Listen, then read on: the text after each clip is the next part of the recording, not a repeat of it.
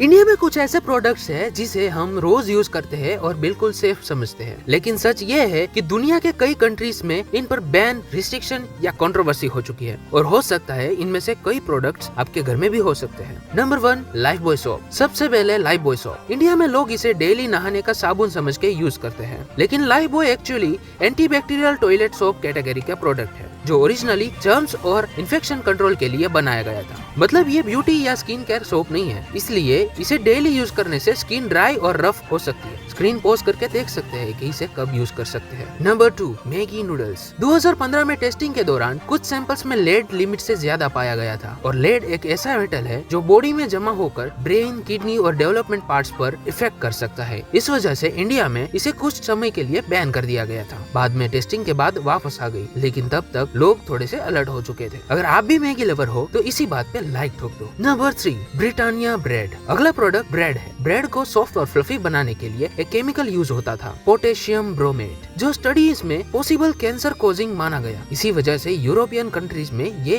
Ban कर दिया गया था। मतलब सिंपल सी ब्रेड भी कभी कभी इतनी सिंपल नहीं होती जितनी वो बाहर से दिखती है। नंबर 4, MDH और एवरेस्ट मसाले। अब बात करते हैं इंडियन मसालों। 2024 में कुछ ब्रांड जैसे कि MDH और एवरेस्ट के सैंपल में इथेलिन ऑक्साइड नाम का केमिकल डिटेक्ट हुआ था। ये केमिकल नॉर्मली स्टेरिलाइजेशन के लिए यूज होता है, लेकिन ज्यादा क्वांटिटी में ये कैंसर रिस्क क्रिएट कर सकता है। इसलिए कुछ कंट्रीज ने इस पर इन्वेस्टिगेशन और रिस्ट्रिक्शन लगाई हुई है। Number 5, Mountain Dew. ये अगला वाला सॉफ्ट ड्रिंक लवर्स के लिए। माउंटेन ड्यू जैसी ड्रिंक्स में पहले brominated vegetable oil BVO use होता था। ये केमिकल बॉडी में अक्यूमुलेट होके थायराइड और नर्वस सिस्टम पर इफेक्ट डाल सकता है। इस वजह से कई कंट्रीज में इसे बैन लिस्ट में डाल दिया गया है। Number 6, Kinder surprise. Kinder surprise chocolate बचपन की फेवरेट, लेकिन अमेरिका में इसे काफी टाइम तक बैन किया गया था क्योंकि चॉकलेट के अंदर टॉय होने से स्मॉल चिल्ड्रंस के लिए चोकिंग हजार्ड क्रिएट हो सकता है। मतलब चॉकलेट में सरप्राइज कभी कभी डेंजर भी हो सकता है। नंबर 7, लेज